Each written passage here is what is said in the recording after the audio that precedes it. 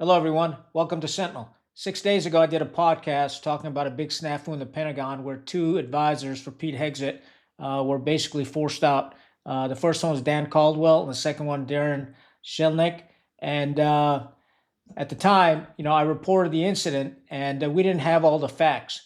Well, Dan Caldwell just appeared on Tucker Carlson's podcast, and he spoke at length for about an hour and a half about what transpired. And every person deserves to have his side of the story be told.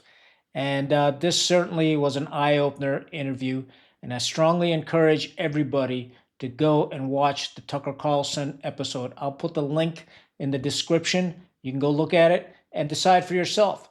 Now, this is my analysis of what I think transpired. What transpired was Dan Caldwell seems like a pretty sharp individual. First of all, he was attending college back in 2004, 2005, decided to drop out of college and enlist in the United States Marine Corps. And he was initially assigned to the Presidential Support Detachment and worked at Camp David. Now, let me tell you something. You don't get assigned to that unit unless you're squeaky clean because you're, protecting the President of the United States and also, the facilities. You've seen those guards in front of the White House that are saluting all the time. But his assignment was Camp David. This is serious business, right? So this guy is pretty squared away. And he's probably been thoroughly investigated, his background, before he got assigned to those duties. So that's the first part. Then he deploys to Iraq as an infantryman and comes back to the U.S., finishes college, and goes and starts working for a congressman on his staff from Arizona, and then joins the Conservative Veterans for America. And that's where he meets Pete Hegseth, And then finally, when Hegseth gets nominated, on his own dime, Dan goes and helps out Pete Hegseth through the nomination process for the confirmation hearings, and then gets assigned as a senior advisor in the Pentagon. Now, Dan Caldwell, when you talk to him, and I'll tell you what, I could not be prouder of a Marine than I was listening to him. Bright, articulate, and mainstream. And what he really talks about kind of hit home. He talks about, the cost of war that most Americans don't realize that, we endure. He talks about, the high suicide rate, especially amongst infantrymen. In his unit, over 20 Marines have committed suicide. He talks about the high divorce rate, 90% divorce rates in certain units. And this is above and beyond the loss of life, the loss of limbs, and and the mental injuries that people come back with, and addiction to drugs, alcohol, and whatnot. So, and the one poignant statement that he made was, more Marines were killed back home from suicide and whatnot than died in Iraq due to combat in his unit. And, these are staggering figures and something that I kind of knew about. But for me, it kind of hit home when you see a Marine talk about his unit and the price that they paid. Unbelievable. And so you can see why this guy is opposed to war. And then he talks about how Pete Hegseth is opposed to war and the President of the United States is opposed to war. Then Tucker Carlson, point blank asked him, have you leaked any classified information, any information? Did you ever photocopy a document and whatnot? And across the board, he said, no, I didn't do it. Never happened. And then Tucker Carlson asked him, did you ever speak to an MSNBC reporter? He said, I've never spoken to one. And then Carlson asked him, did they ever take your personal devices and go through them? Because I never got spoken to. They never took my phones, and I never took a polygraph test. So I just want to be totally direct with you. Did you leak classified information against the wishes of your superiors to media outlets? Absolutely not. Did you photograph classified material and then text pictures of that material to an NBC News reporter? Absolutely not, and I have not spoken to an NBC reporter while at the Pentagon. Do you know what you've been accused of?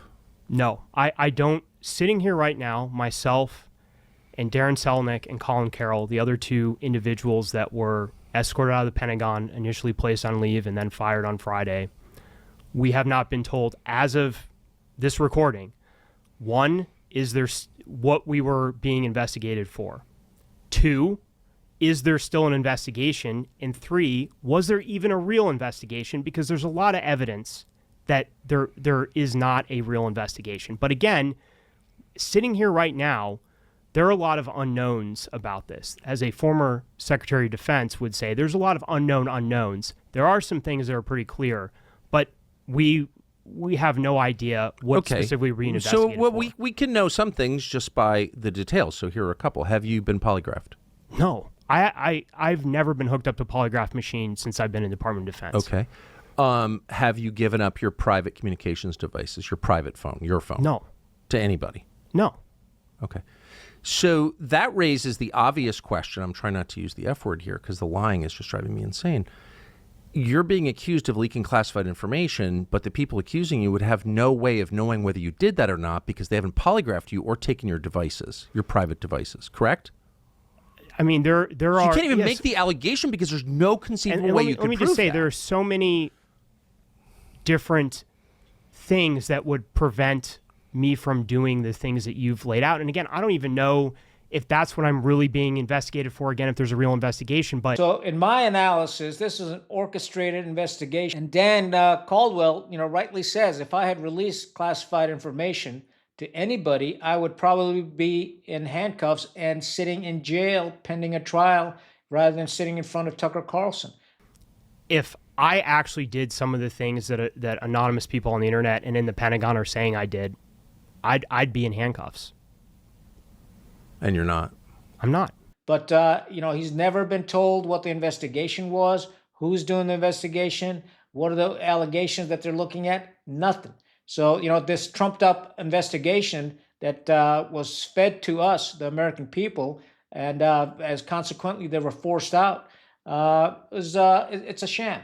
And I'll tell you something else. I have been through bullshit investigations in my career in the Marine Corps where they just throw this garbage at you and make up these allegations, and it's a flood of bullshit coming at you that you have to sift through. And they assign you one lawyer with multiple cases in front of them to handle your side of the story, while the command has, a dozen lawyers, trying to convict you. So I've seen this happen myself. So it's important for us to keep things in perspective. So I think what happened here was this was a sham investigation that was created to push out Dan Caldwell and, the other 2 gentlemen. And for the main reason they were pushed out was because all 3 of them supported the president's agenda. It sounds to me like you have felt, it sounds like you still feel that your views are aligned with those of the president. 100%. I wouldn't have joined this administration if I didn't feel that way. And they supported the fact that, that we should not go to war with Iran. But the other side, which consists of congressmen from both sides of the aisle, the military-industrial complex, think tanks, and lobbyist groups, they want to go to war with Iran. Now, from President Trump's perspective, he doesn't want to go to war with Iran. He wants to find a peaceful resolution through diplomatic means. Now, certainly, he is taking our military and using it as a stick to force Iran to come to the negotiation tables. Now, Iran did come to the negotiation tables, and they're working through the process. And, hopefully we'll come to some resolution. And the other side, where they don't want an agreement with Iran, they want to go in there and bomb the shit out of Iran. Think about this for a minute. We're being told that this has to do with their nuclear program. But in reality, in the background, they're looking at a regime change. The last 3 of the 4 times we've tried regime change, it's turned into chaos. And the 4th one is still out there, and I'll talk about that in a minute. The first one was we went into Afghanistan and toppled the Taliban, spent trillions of dollars, thousands of lives, and 20 years later, the Taliban came back stronger. The next one was Iraq, where we went in, regime change, Saddam Hussein, gone, and the country turned to a mess. We couldn't control it. And as a result of that, ISIS came about, and we pushed Iraq closer to Iran. So that didn't turn out well for us. The third one was Libya. We went in there for a regime change and got rid of Gaddafi, and Libya turned into a mess. And the 4th one was Syria, where we pushed Assad out, and now we've got former ISIS members controlling Syria. And, the jury's still out how this is going to turn out. We don't know, and we'll see what happens there. Now, if these people are thinking about regime change in Iran, they are freaking nuts. And it's absolutely asinine. And the reason being is because you got all these hawks and neocons and all these people that are wanting a war for profit, essentially. And they're trying to pitch this same, worn out idea that, hey, we can go in there better. And we've already got a government in waiting with the Shah's previous son. I'm telling you, this ain't going to work. And we as Americans need to get engaged in this whole thing and figure out what the hell is going on. And let me tell you something. I support the president on this 100%. Having been to war, having seen what Dan Caldwell was talking about, we don't want this. What we want is an ironclad agreement with Iran and the nuclear program. That's it. We don't want anything to do with the regime change type operation. It's going to be madness. And I'll tell you this much. If that happens, the Trump administration is going to fail, and it's going to go down in history as the administration that led to the collapse of the United States. This is serious business. This is about the future of our children and our grandchildren. Great disservice on my part trying to speak on behalf of Dan Caldwell, but you need to go and look at the interview that he did with Tucker Carlson. And I found him to be very sincere, very sober, and unapologetic about his views. And he still supports the president and speaks highly of him. He still supports Pete Hegseth, and he's got some great insights into what the hell's going on in the Pentagon.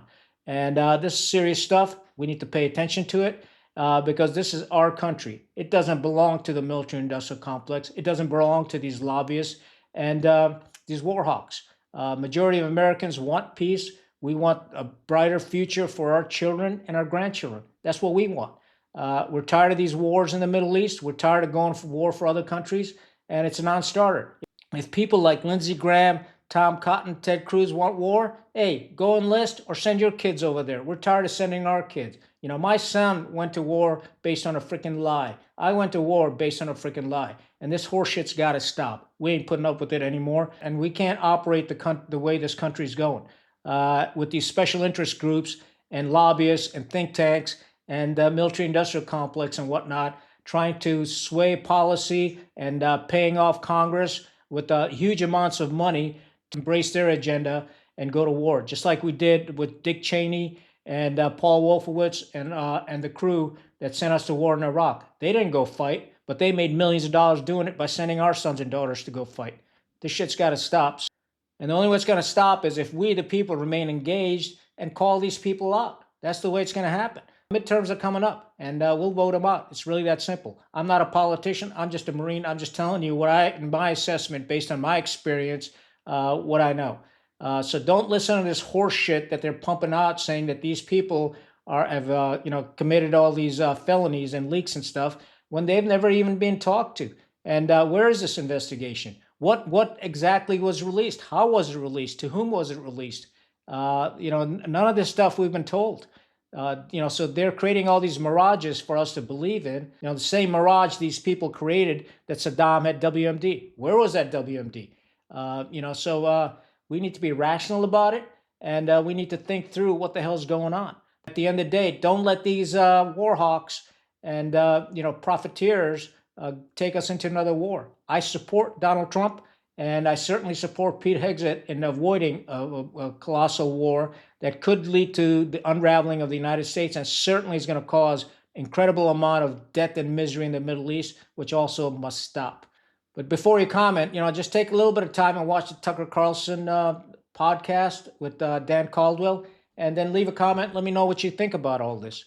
This is serious business, and I'm pretty amped up about it because I give a shit. I don't care about any other country on this planet. I care about the United States of America, and I certainly care about our Constitution. And I keep multiple copies on my desk of my Constitution because, quite frankly, I believe in it. I mean, it's really that simple.